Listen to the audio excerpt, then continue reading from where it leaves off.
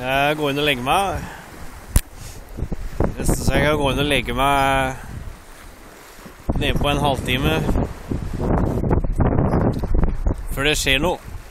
Jeg er alene her, så jeg kan ikke. Det er jævlig rotet ned her nå. Det er senga mye og greier.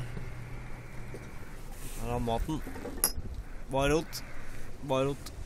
Oi, lev på deg. Ja, ja, bananer. Banana. Her har vi badet.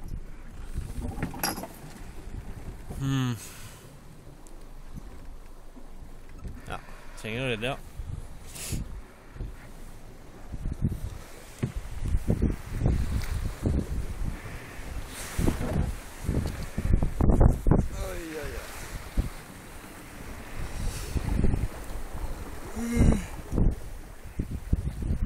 Ja.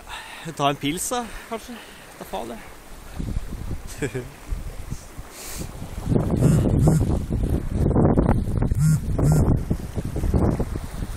er sikkert ikke sånn det skal gjøre, altså, men det funker med det stort seg eller sånn. Jeg har ikke funnet noen annen måte å gjøre det på. Og vinden bakfra. Begynner å kunne se Norge igjen. I stedet så var det sånn gutter jeg kunne ikke se Norge igjen. Nå ser jeg fjella borti der.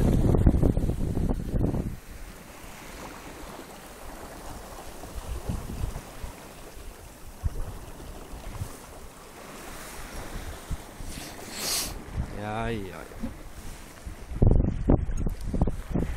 Fin skute borti der. Skal andre veien, altså.